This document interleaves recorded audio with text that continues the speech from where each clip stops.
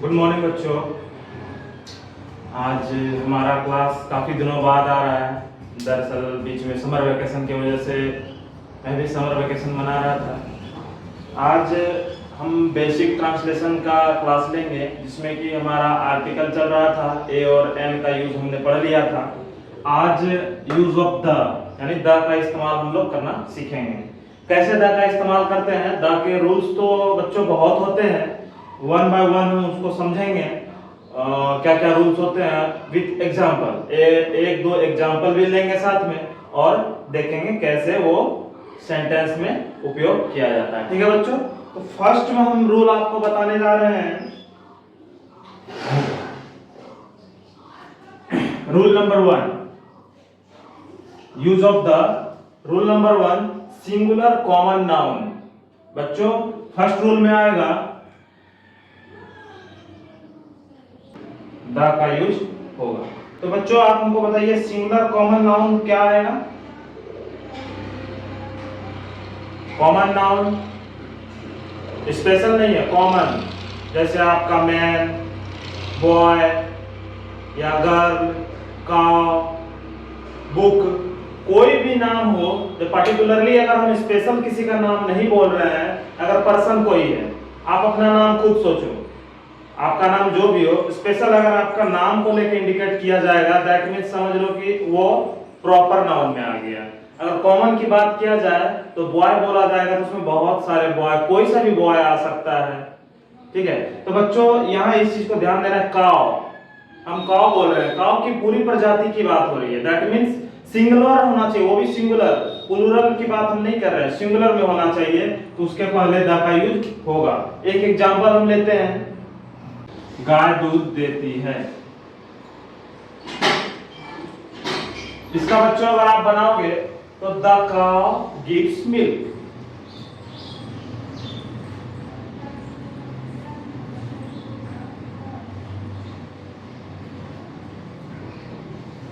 बच्चों ये सिंगुलर में है और ये कॉमन भी है, इस वजह से द काउ का इस्तेमाल किया गया। ठीक है ना। एक और एग्जांपल हम ले लेते हैं। तो बच्चों दूसरा एग्जांपल है, घोड़ा उपयोगी होता है। The horse is useful. देखिए ये भी सिंगुलर है, अब कॉमन है, द लग गया इसके आगे। बट इसमें एक चीज आपको ध्यान देना होगा, प्लूरल अगर रहे वो और कॉमन में रहे तो उसके आगे द का यूज नहीं किया जाएगा। ठीक है बच्चों, देखिए जैसे यहाँ गायें दूध देती हैं, गायें आपका प्लूरल आ गया और ये कॉमन है। ठीक है ना, इस वजह से इसके आगे द का इस्तेमाल नहीं किया गया।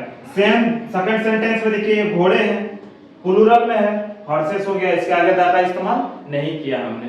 ये चीज आपको अक्सर सेंटेंस बनाने में मिल जाएगा। वहां बच्चे ये गलती करते हैं कि आप इनके भी आगे कंफ्यूज रहते हैं कि जब हम यहाँ लगाएं तो यहाँ क्यों नहीं लगाएं। तो यही रूल्स है बच्चों कि सिंगुलर नाउन में रहे अगर वो कॉमन का है तो आपका यहाँ पे लग जाएगा द, अगर प्लूरल में रहे तो द इसके आगे इस्तेमाल नहीं किया जाएगा। ठीक है, तो अब नेक्स्ट रूल देखते हैं क्या है। बच्चों देखिए ये सेकेंड रूल है। ठीक है, फर्स्ट रूल अभी हम लोगों ने पढ़ा, सेकेंड रूल में क्या बोला गया है, खास, निश्चित या पहले से परिचित, यानी बोलने वाला और सुनने वाला, श्रोता जो वक्ता, दोनों एक दूसरे को अगर पहले से जानते हो, परिचित हो, वाकिफ हो,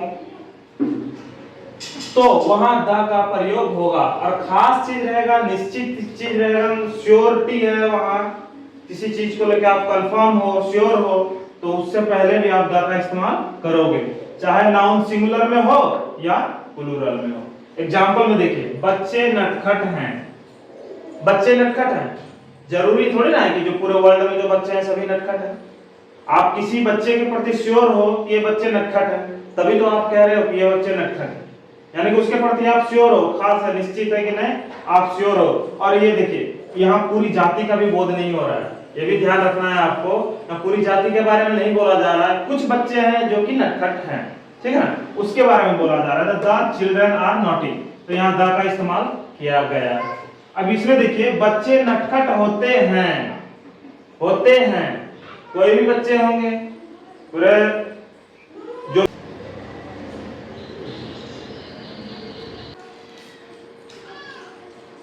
तो बच्चों ये थर्ड रूल है। इसमें रूल्स लगभग 7-8 हैं, तो एक क्लास में आई थिंक संभव नहीं है आप लोगों को बता पाना, तो नेक्स्ट क्लास में भी आप लोग इसके रूल्स को देख लीजिएगा, पढ़ लीजिएगा, हमारे साथ जुड़े रहिएगा। अभी फिलहाल तीसरा रूल्स में हम आते हैं, प्रॉपर और अनकाउंटेबल नाउन। प्रॉपर नाउन और अनकाउंटेबल नाउन के द का इस्तेमाल नहीं किया जाता है, ठीक है। अब देखिए, जैसे राम एक लड़का है, राम यहाँ क्या है, आपका प्रॉपर नाउन है, पर्टिकुलर किसी पर्सन का नाम है, ठीक है ना। कॉमन होता तो बॉय कहलाता, लेकिन यहाँ नाम है, स्पेशल किसी पर्सन को बोला जा रहा है, तो प्रॉपर में हुआ। तो यहाँ क्या लिखोगे आप, राम इज अ बॉय, ठीक है। उसके बाद आता है आपका इसी में एक और एग्जांपल, सोना पीला होता है। सोना यहाँ क्या है बच्चों, मटेरियल नाउन या अनकाउंटेबल बोल सकते हो आप, ये गिनती नहीं होता है, ये तौला जाता है, नापा जाता है, ठीक है ना। और ये दैट मींस ये मटेरियल में ही आता है, ठीक है ना।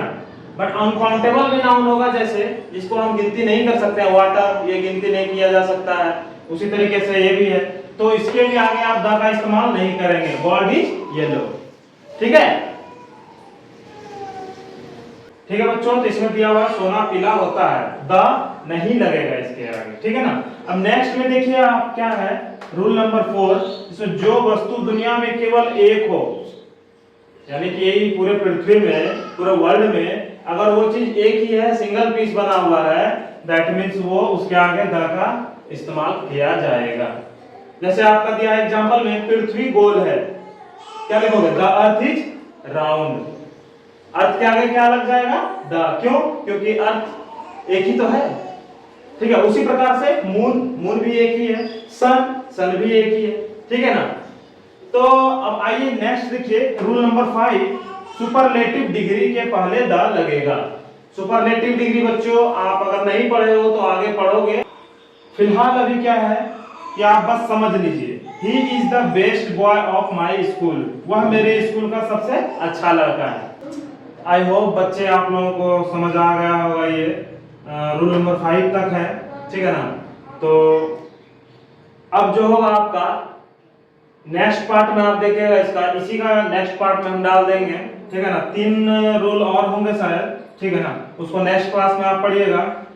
तो बच्चों, कैसे आप लोगों ने अपना हॉलीडे व्यतीत किया, कमेंट सेक्शन में अपना शेयर कीजिएगा अनुभव। सब लोग अच्छे से व्यतीत किए होंगे अपना हॉलीडे, कोई घूमने गए होंगे, कोई अपने रिलेशन के यहाँ गए होंगे, ठीक है। ठीक है बच्चों, विदा लेते हैं, मिलते हैं नेक्स्ट वीडियो में आपसे।